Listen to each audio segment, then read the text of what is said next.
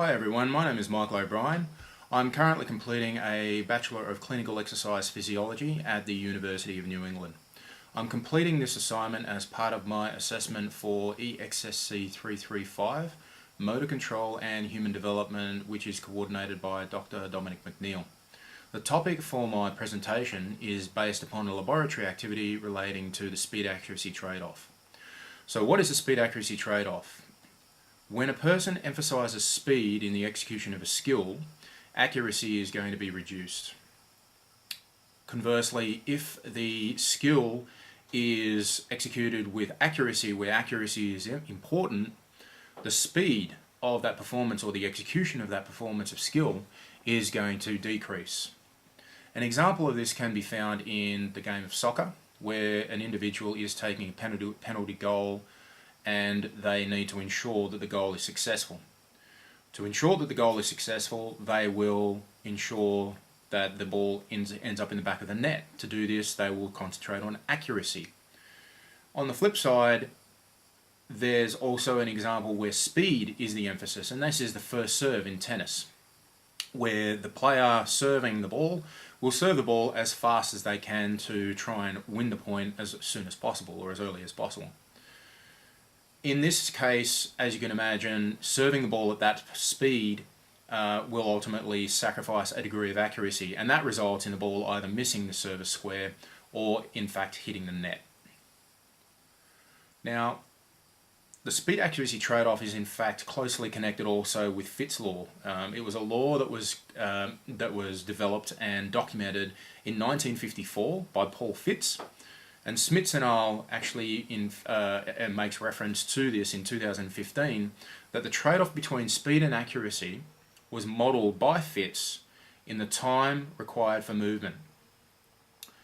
Drews also mentions this in a 2013 reference where Fitts' law states simply that it takes more time to hit a target that is a further distance away, but it also takes more time to hit a target that is in fact smaller. Which brings me to my laboratory activities that we conducted. So the first task that we carried out was a throwing task involving throwing the tennis ball at a wall, involving 3 targets of varying size. So the first target was a circular target roughly 30 centimeters in diameter. The second target was again a circular target about 60 centimeters in diameter. And the third target was the wall just in itself. The person throwing the ball at the wall was positioned 5 meters a distance away from the wall, and a partner was holding a stopwatch that would time when the ball had left the person's hand to when the ball has actually made contact with the wall, in order to gauge roughly the amount of time that it took for the ball to leave the hand to hit the wall is a rough estimate of speed. The second test that we carried out was the Purdue peg test in relation to putting pegs into a pegboard with the most number of pegs within a 30-second time limit. And this was executed 3 times, and we did this in a combination of using both dominant and non-dominant hands. And we also then, just to round off the experiment, we also did with both hands, so we executed the task with both hands. The final task was the task involving the movement of your fingers, called the anti-phase phase test, in relation to using 2 fingers and trying to keep them in parallel movement when moving from side to side like this.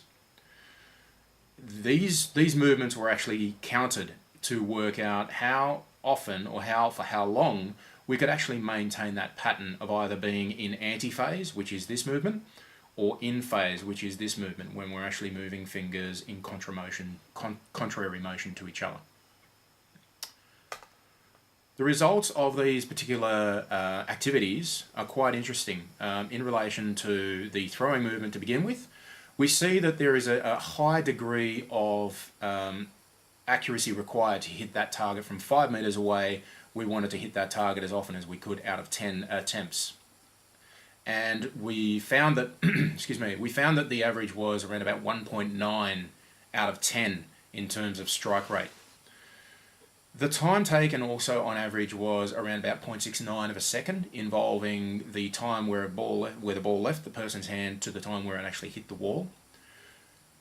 Contrasting from the small target to the medium target, we start to see that the score improves because the target has gotten larger. Although the distance has not been reduced, the target has in fact enlarged, and the time that we've taken to throw the ball is roughly the same time that it takes on average to throw the ball when we're aiming for the small target. That being said, once we move to the large target, we see a dramatic increase all of a sudden where accuracy is no longer the key concern, and the score actually is 9.8 out of 10 in relation to a strike rate of the ball hitting the wall on the full. And the time it takes for the ball to hit the wall, so the speed at which the individual has executed the throw, has also decreased significantly from 0.69 seconds on average to 0.55. So we're starting to see a pattern emerge where there is a definite improvement in speed or increase in speed when we sacrifice accuracy.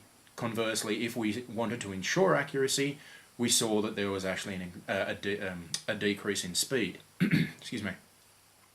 In relation to the pegboard test, the results also there show that when we used both hands, there was a slight improvement in the number of pegs that we placed in the pegboard.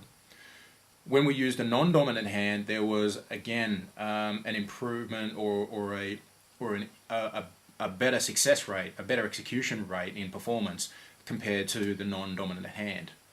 But that being said, a personal note from my perspective was that there was also a degree of learning across these particular tests. I just wanted to point out also in relation to the execution methodology, where we started with a small target and then we moved to a large target in the case of the ball throw. In addition, we also started with both hands with the Purdue board, and then we went from dominant to non-dominant. And I actually wonder, after doing this experiment, as to whether or not there would have actually been a potential change in the results if there were a different order used. For instance, if we took the target from being large to then zooming in and honing in on a smaller target, which would have been the moderate target, would we have actually seen an increase in the strike rate?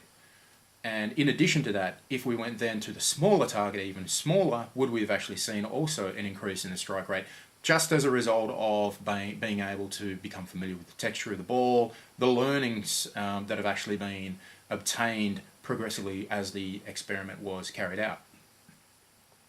The final test and the results of this test regarding in-phase and anti-phase in relation to these finger movements. So this being, just a reminder, anti-phase is this, and in phase is contramotion. We counted roughly 19.4 in phase, where in anti-phase we counted 11. And this is quite interesting because what this suggests is that we find it easier to actually do contramotion like that for rapid repetitions versus maintaining this movement, which is quite interesting because if you understand the mechanics of the brain and how it actually is divided in two, and the body in itself, the right side of the brain is actually controlling the left side, and the left side of it is actually controlling the right, that this kind of sending of similar messages but in a mirror way suggests that there is, I suppose, this concept that even though in antiphase is not necessarily a mirror image, if you think about if you were standing up against a mirror, that if you were standing up against the mirror, it would be easier to actually do this movement versus this movement. So this is quite interesting in relation to the mechanics of the brain and also the biology of the nervous system, where the right side controls the left and the left side controls the right. I also just want to talk quickly about some theories specifically around the cognitive theories of these particular tasks. One theory that comes to mind that is quite relevant in specifics to this task is the top-down theory, and this is consistent of a set of commands that are structured before a movement sequence begins. So we've actually got a top-down idea in terms of we have a plan, we have then the finer details of that plan, then with the finer details we then execute the muscle groups that we are needing to then execute that plan or that particular movement, and that allows the entire sequence to be carried out in a serial order and it's not influenced. Being uninfluenced by any peripheral feedback. Another theory that I wanted to discuss quickly is the general motor theory, or the motor programming theory, consisting of a general motor program which is stored in long-term memory. So if we take the example of the throwing, these people that were actually participating in this are adults, and they are of varying sporting backgrounds. That being said, learning to throw a ball would have been something that in their sport or in their years of growing up, they would have actually established a motor pattern in order to execute this particular task. And this would have been stored in long-term memory, or so we believe. And the interesting thing is, when this pattern was then recalled in order to execute this task, it consists of a class of actions rather than a specific movement itself. So what we're talking about here is, we know how to throw a ball, but we don't know necessarily how to throw a ball with a degree of accuracy, or we don't know how to throw a ball from a 5 meter distance away at a target 30 centimeters in diameter. So we have this general motor program that just then needs to be fine-tuned specifically around the needs, the requirements, the specifics and the parameters around the particular task at hand. Another interesting theory is the dynamic systems theory. I want to touch on it briefly because I think it's important in relation to when we were looking at the target again, the throwing target. Dynamic systems theory is obviously something that potentially is a factor where we have a dynamic relationship between the individual and the environment. The individual throwing a ball at a target, obviously, where the target size changed, this was a variable in the environment that obviously influenced the efficacy and the rate of performance. Another thing I wanted to make note of, excuse me, was there is an interesting study specifically around the tennis serving velocity and accuracy done by Carreau, Cabot and White in 1990. And they tested 15 elite tennis players on the accuracy of their serve, ranging from 50%, 60, 70, 80 and 90% of their speed, their maximum speed. The accuracy, it was interesting to note, was quite poor, when you would have thought that under this law and under this speed accuracy trade-off concept, that the accuracy at 50% for a tennis player, an elite tennis player, was actually in fact quite poor. And it tended to improve as the speed increased. So here we have an example of where tennis players have trained, and it's quite interesting in the sense that this gives rise to this idea that speed and accuracy can go hand in hand after excessive and extensive amounts of training, potentially, and also practice. And the results of this particular study show that this particular skill, in fact, was more accurately executed as the speeds increased towards the 70, 80 and 90% of maximum racket speed or maximum ball speed.